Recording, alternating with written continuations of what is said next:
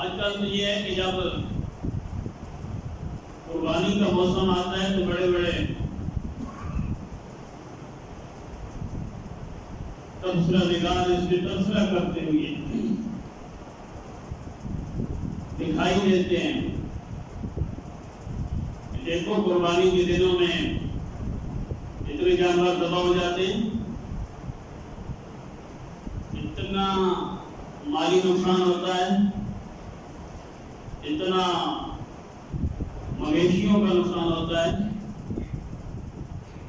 اور لوگ اس انداز میں ضرورت سے زیادہ ہی جانور ذبح کر دیتے ہیں. کیونکہ جب اگر صاحب نصاب پر جس کے پاس 7.5 تولے سونا یا 52.5 تولے چاندی یا ان دو میں سے تھوڑے تھوڑے دونوں مل جائیں یا ان کے ساتھ کوئی قیمت مل جائے یا ان کی مالیت ان کے ساتھ ملا کے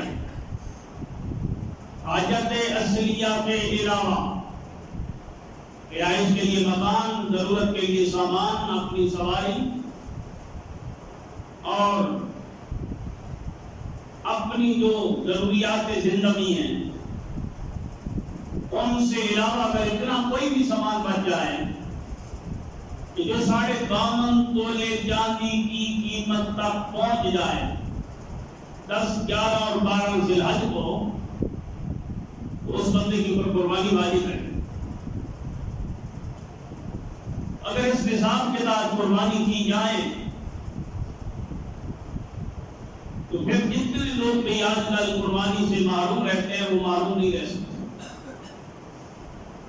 بہت سارے لوگ جس طرح دانستہ اور پتہ ہونے کے باوجود نماز نہیں پڑھتے،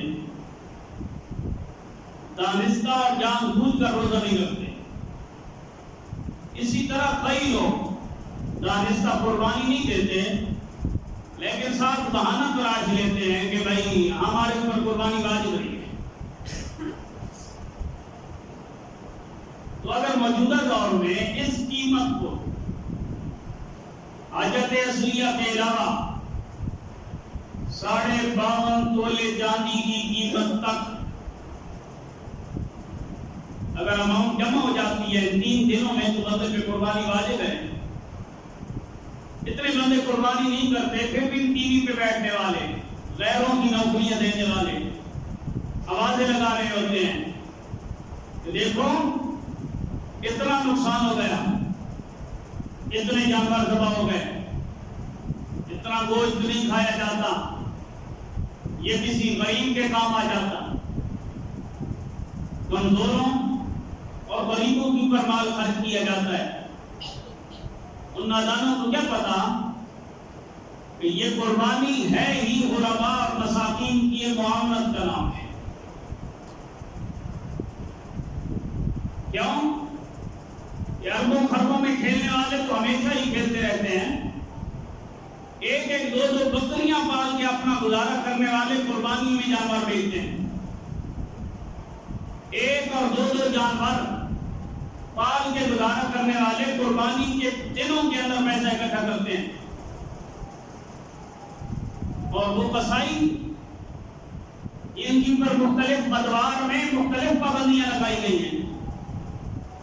قربانی کے ایام میں وہ بھی میدان عمل میں بہت سارا پیسہ کما لیتے ہیں. یعنی ایسے طبقے کا یہ بھی ایک بہترین کاروبار ہے. وہ بندہ جسے اور کوئی کام نہیں کرنا آتا، صرف نمک لگا لیتا ہے کھالوں کے اوپر یا اس کا کچرا دور کرنے کی صلاحیت رکھتا ہے، ان دنوں کے اندر وہ بھی بڑا سرمایہ کما لیتے ہیں. وہ لوگ جن کے پاس اور کچھ نہیں ہے، صرف کاشتکاری کر سکتے ہیں، ان دنوں کے اندر وہ بھی بڑا چارہ بیچ کے اپنا سرمایہ کما لیتے ہیں.